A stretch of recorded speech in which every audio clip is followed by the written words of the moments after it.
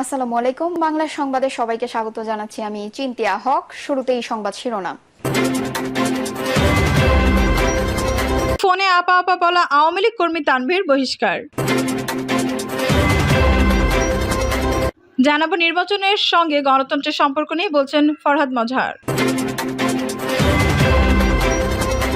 এদিকে জিয়া রহমানের নদী খাল খনন কর্মসূচি ফের চালুর দাবি।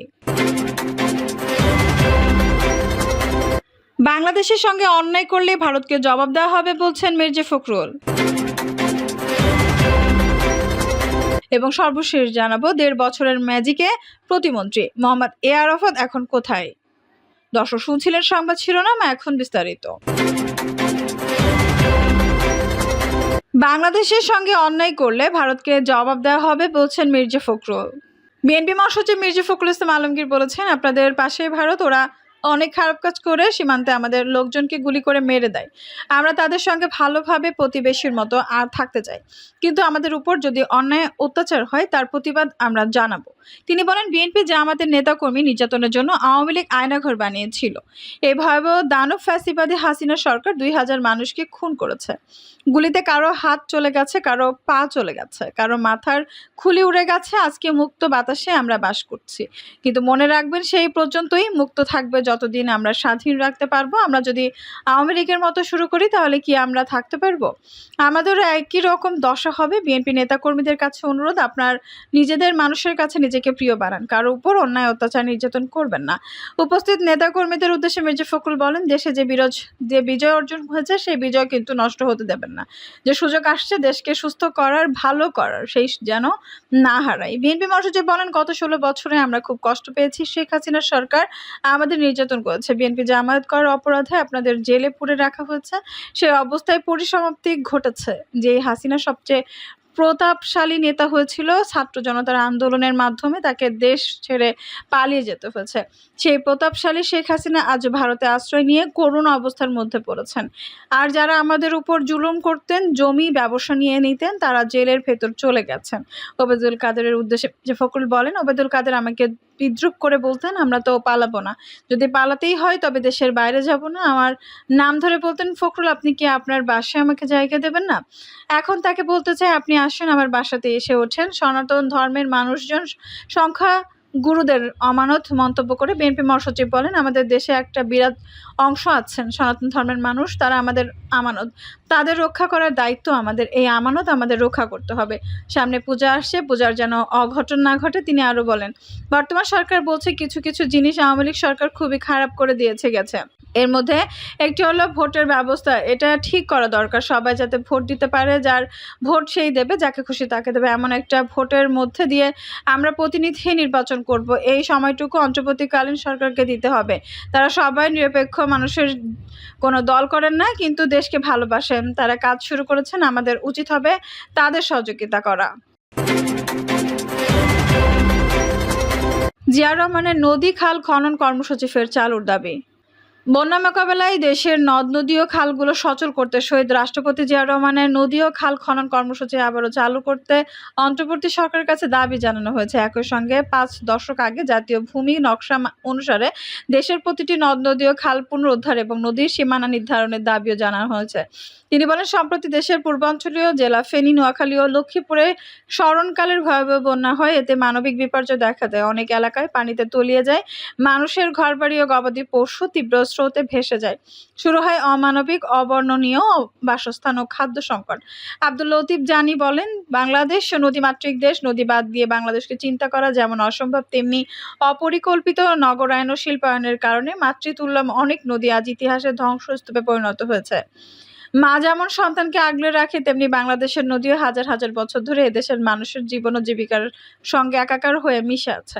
এই বিবেচনায় জিয়া রহমান ফেনী নদীর মোহনায় মহুরী প্রকল্প এবং ছোট ফেনী নদীর মোহনায় মুছাপুর ব্যারেজ প্রকল্প চালু করেন। তিনি আরো বলেন, স্রোতস্বিনী নদীগুলো ভরাট করে ব্যবসা বাণিজ্য প্রতিষ্ঠান গড়ে তোলা হয়েছে। নদী হত্যাকারী, পাহাড় ধ্বংসকারী, বনাঞ্চল দখলদারি ও ইটভাটা করে পরিবেশ নষ্টকারীদের বিরুদ্ধে তদন্ত করা হোক। শুধু তদন্ত নয়, দখলদারি ও তাদের দোষরদের বিরুদ্ধে দৃষ্টান্তমূলক শাস্তির ব্যবস্থা নেওয়া হোক।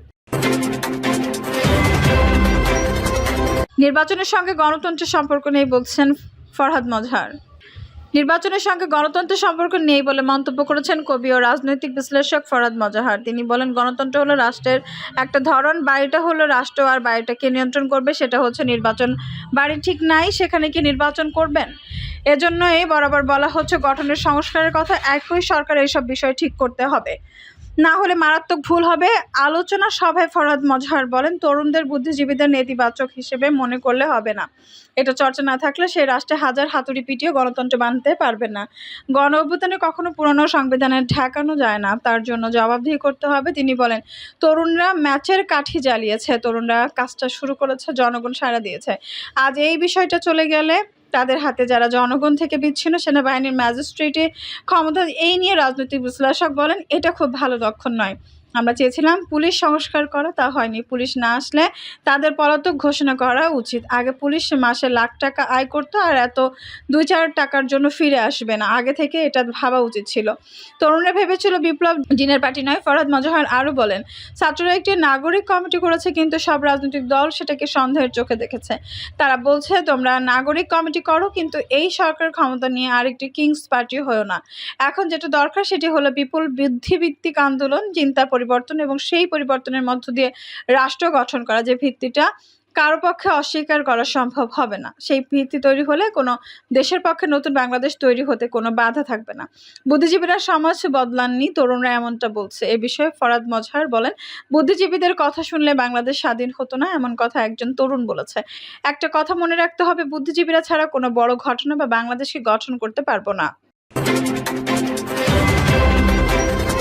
ফোনে আপা আপা বলা আওয়ামী লীগ কর্মী তানভীর বহিষ্কার।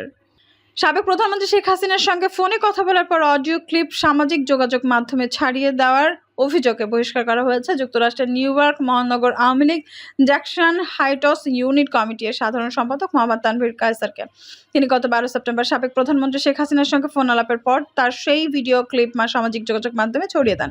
রফিকুর রহমান জানান, গত 12 সেপ্টেম্বর সাবেক প্রধানমন্ত্রী শেখ হাসিনার সঙ্গে ফোন আলাপের পর তানভীর কায়সার সেই অডিও ক্লিপ সামাজিক যোগাযোগ মাধ্যমে ছড়িয়ে দিয়ে দলের সভাপতি প্রধানমন্ত্রী শেখ হাসিনাকে হেয় করেছেন।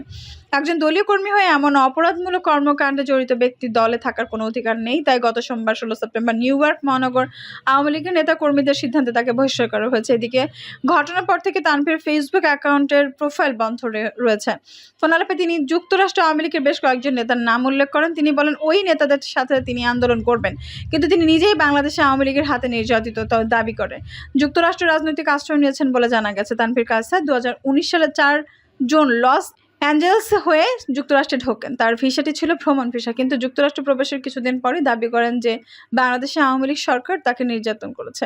এজন্য তিনি নিজের নিরাপত্তা চান। পরে 2020 সালের 7 মে দেশটিতে রাজনৈতিক আশ্রয়ের আবেদন করেন। এরপর 2021 সালের 24 জানুয়ারি তার বাংলাদেশি পাসপোর্টের মেয়াদ শেষ হয়ে গেছে বলেও জানা গেছে।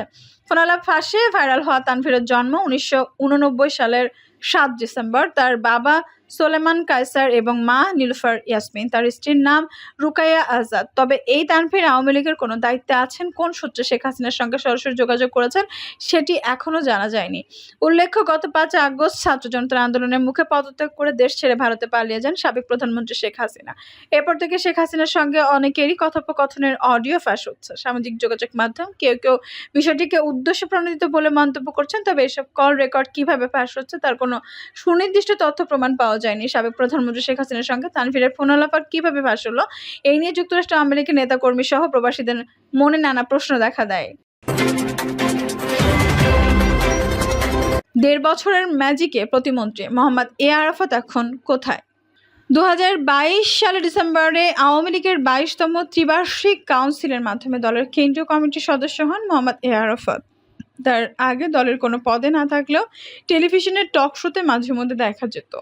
তারপর দলের ত্যাগীদের পেছনে ফেলে কেড়ে নেন ঢাকা 17 আসনে, দলীয় মনোনয়ন হন সংসদ সদস্য, স্থান করে নেন মন্ত্রিপরিষদের। মাত্র 1.5 বছর ব্যবধানে বাগিয়ে নেন দেশের পুরনো রাজনৈতিক দল আওয়ামী লীগের কেন্দ্রীয় কমিটির সদস্য, সংসদ সদস্য, মন্ত্রিপরিষদের প্রতিমন্ত্রীর পদ। অল্প সময়ে চমক দেখানো সাবেক তথ্য সম্প্রচার প্রতিমন্ত্রী মোহাম্মদ এ আরাফাতের হদিশ নেই সরকার পতনের পর থেকে, নেই দলীয় নেতাকর্মীদের সঙ্গে কোনো যোগাযোগ।